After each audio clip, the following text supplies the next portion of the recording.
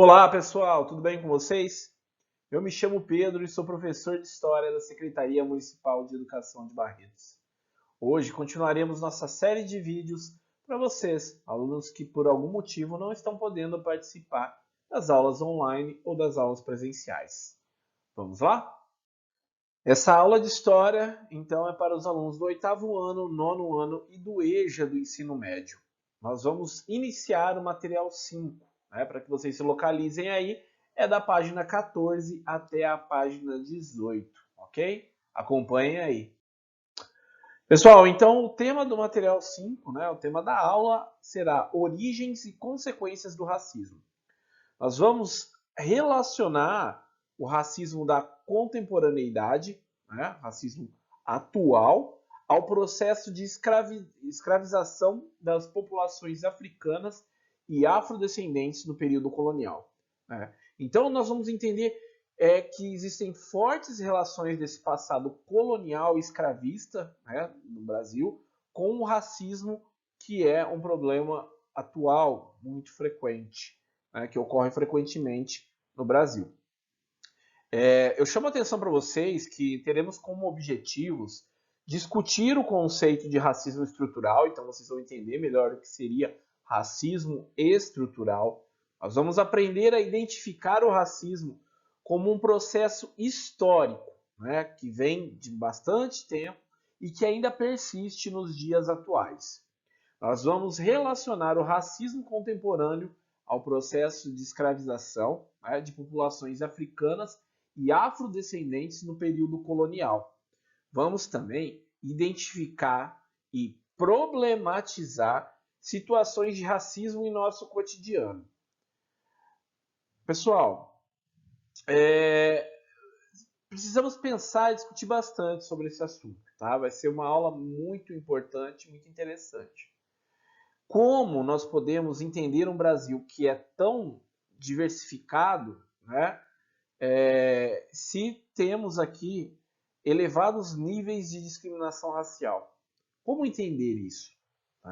Nós temos um país que é diversificado etnicamente, E por que a gente tem tanta discriminação racial?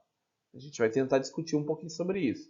Também, nessa aula, discutiremos o que é o racismo, quais são suas origens e quais são as consequências desse racismo nos dias atuais, ok?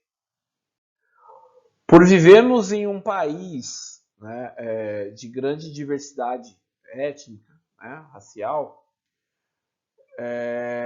existe uma falsa impressão, um falso argumento de que existe uma convivência pacífica, que por aqui está tudo bem, que não existe racismo. E então eu gostaria de trazer nesse começo de aula, começando esse assunto, trazer algumas estatísticas, alguns números, para vocês que estão aí em casa, pensarem um pouquinho sobre qual é a situação das populações negras no país, no Brasil. Começo com um número, 56,1. Essa é a porcentagem, então 56,1%. Essa é a porcentagem de pessoas que se declaram negras no Brasil, segundo a Pesquisa Nacional por Amostra de Domicílios, PNAD.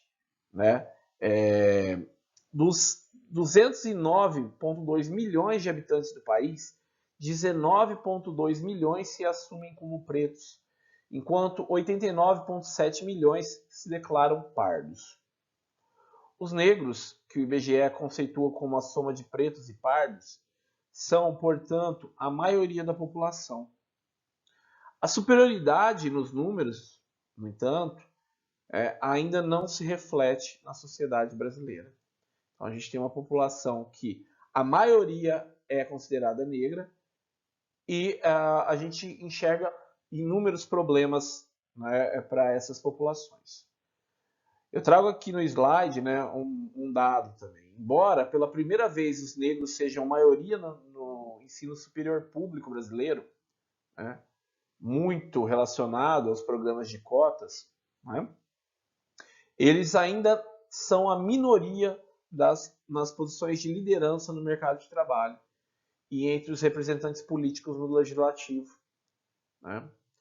Então, os eleitos para serem representantes políticos no legislativo, né, deputados federais, estaduais, vereadores, né, a participação. Então, se a gente tem uma população negra que é a maior parte da população brasileira, né, será que eles estão representados dessa maneira também no poder legislativo? Né? A gente sabe que não. Né? Também são uma parte ínfima, né, mínima da magistratura brasileira, né, que trabalham então no poder judiciário. Né? Entre aqueles que não têm emprego ou estão subocupados, né, em relação ao mercado de trabalho, os negros são a maior parte. Também são a maior parte entre as vítimas de homicídio e compõem mais de 60% da população carcerária do país. Ou seja, mais de 60% da população que está presa, né, na população carcerária é população negra. E por que tudo isso? Né? Hoje eu vou trazer números, mas a gente tem que discutir bastante sobre de onde vêm esses problemas e por que eles persistem. Né? Porque, mesmo sendo a maior parte da população, essa população enfrenta tantos problemas na sociedade brasileira. Pessoal, em 2018, né, para vocês terem uma ideia, os negros eram a maior parte da força de trabalho no Brasil, né, que equivale a 54,9%. A proporção de pretos e pardos entre as pessoas desocupadas e subocupadas, porém, é muito maior. Em 2017, eles correspondiam a cerca de 2/3 das pessoas que não tinham emprego, que é 64,2%. E das pessoas que trabalhavam menos horas do que gostariam ou poderiam, né? Que equivale a 66,1%. Os dados são do estudo Desigualdades Sociais por Cor ou Raça no Brasil, que é do IBGE.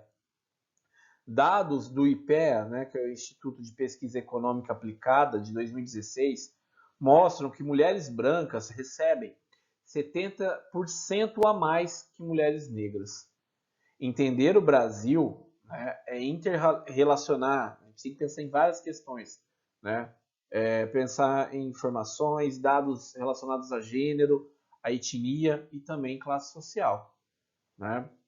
Então, a situação no mercado de trabalho, nós percebemos que ela é bastante desigual. Podemos falar de uma desigualdade no mercado de trabalho, né? Percebam que a gente tem um número superior aqui à força de trabalho, porém um número superior de pessoas desocupadas ou subutilizadas. Né?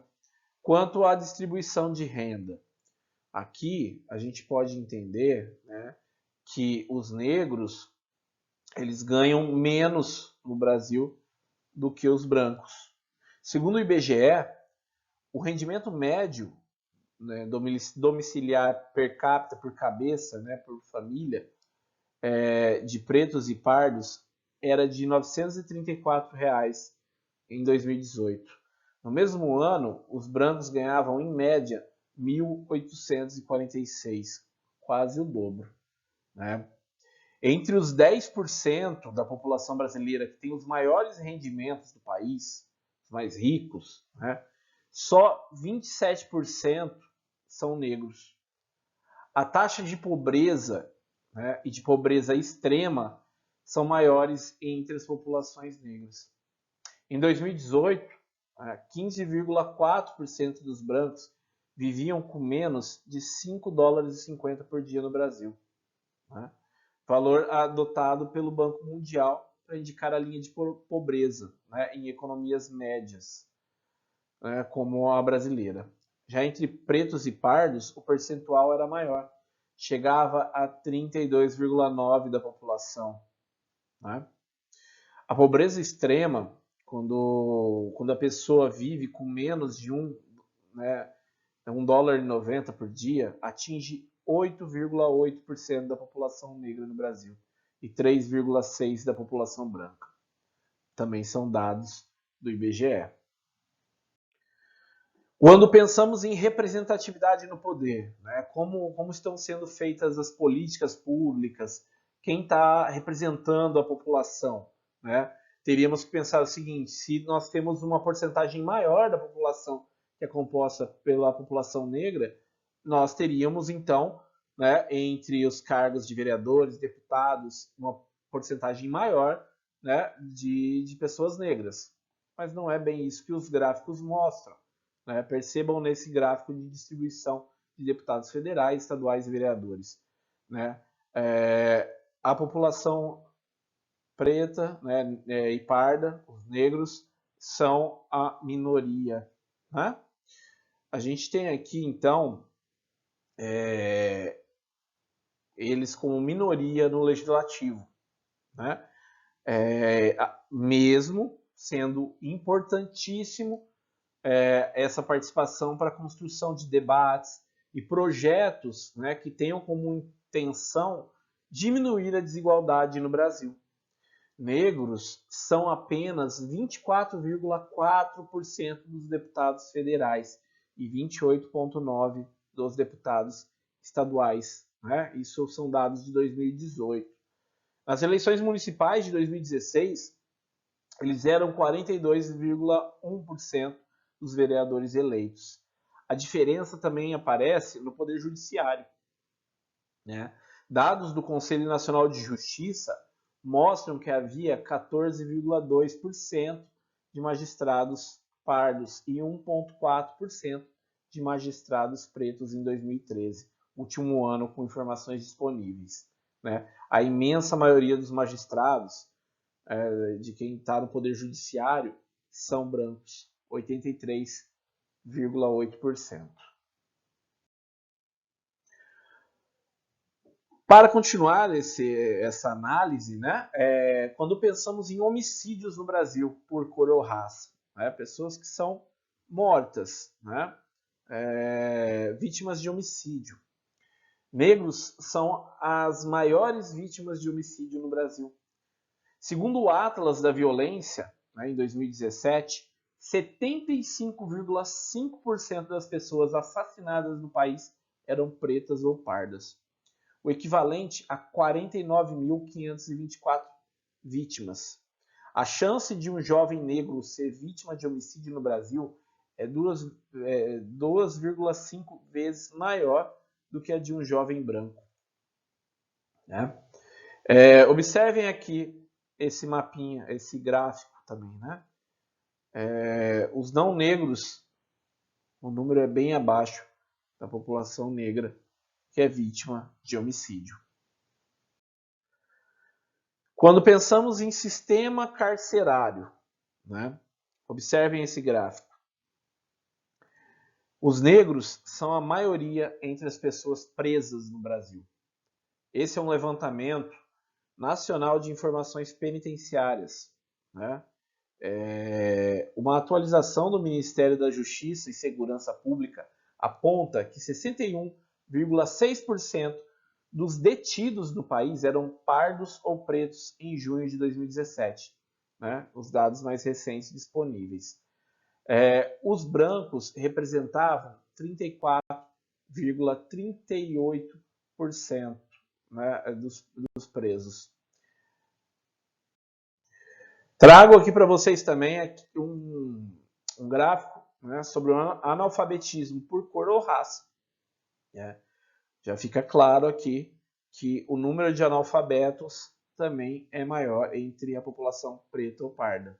Né?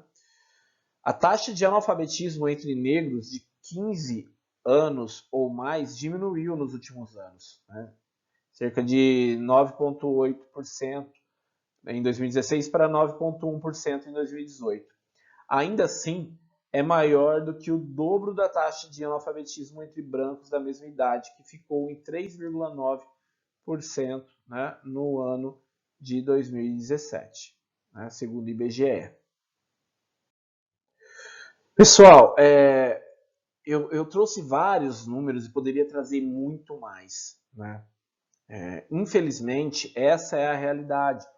Por isso o tom de seriedade na aula mesmo, né? É um assunto muito sério e muito importante quando nós estamos pensando em sociedade brasileira. O racismo e a desigualdade, né, que nós presenciamos. Né? E nas atividades aí da apostila de vocês, então, ela começa com alguns questionamentos que é para vocês refletirem, pensarem, né? Tem muitas questões aí que são pessoais, né? Eu gostaria que vocês pensassem aí e ao longo das próximas aulas a gente pode até mudar essa resposta, né? Mas uma pergunta inicial: o que é racismo? Você já presenciou ou ouviu falar de alguma atitude racista contra alguém? Cite exemplos. Pessoal, quando a gente está falando de racismo, né, a gente está falando de populações negras, tá? E muitos jovens, adultos, idosos, né, muitos já passaram por essa situação desagradável que é o racismo, né? Então, aí é para vocês refletirem um pouco, pensarem sobre a realidade, né? Segunda questão, em sua opinião, o Brasil é um país racista? Né? É muito importante você dar a sua opinião nessa questão. Né? Para você, né, você já sentiu que o Brasil é um país racista? Você considera que o Brasil é um país racista? Você já sofreu ou presenciou alguma atitude racista? Tá? A terceira questão é: você já sofreu racismo? É muito pessoal. Só que é muito, muito importante, né, vocês entenderem uma coisa. Só é possível falar em racismo aqui no Brasil contra populações africanas ou afro-brasileiros, por conta desse processo de escravização que ocorreu aqui. Né? É histórico o problema. É muito importante a gente desconstruir a ideia do chamado racismo invertido, né? Um racismo contra brancos. Né? Isso é um mito, pessoal. Isso não existe, assim como a ideia de democracia racial no Brasil. Tá?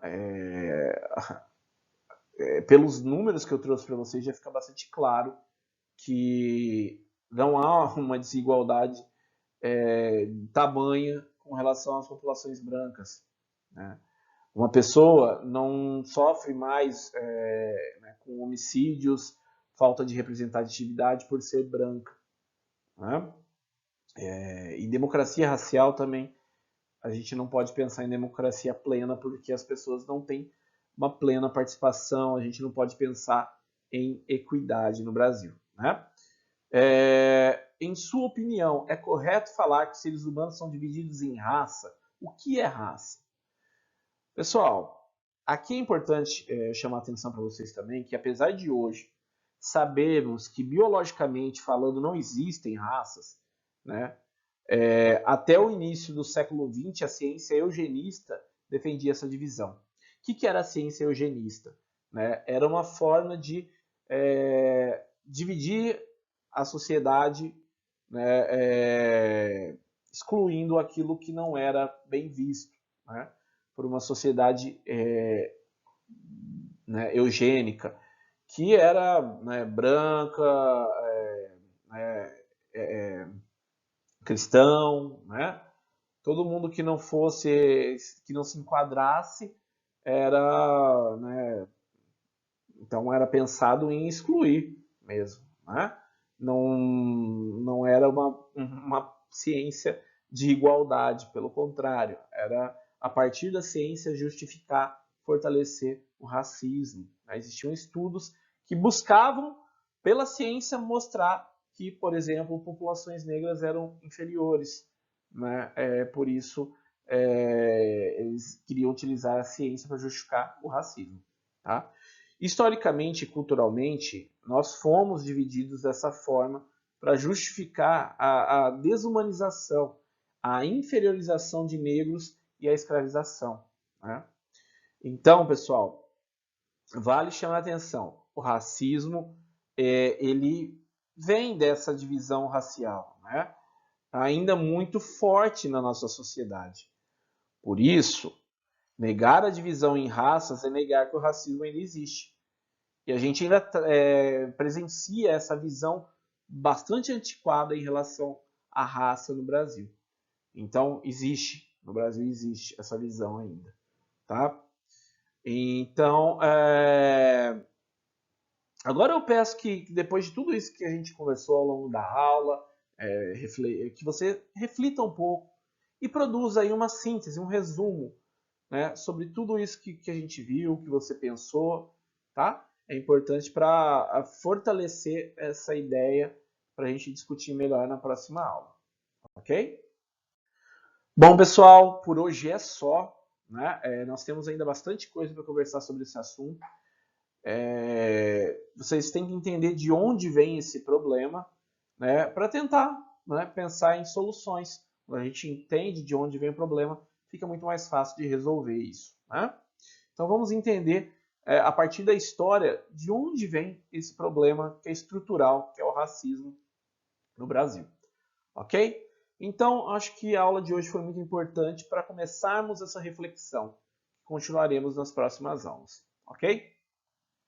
Bons estudos para vocês. Espero que tenham gostado da aula, que tenham aprendido bastante. E nos vemos na próxima aula. Um abraço. Até mais.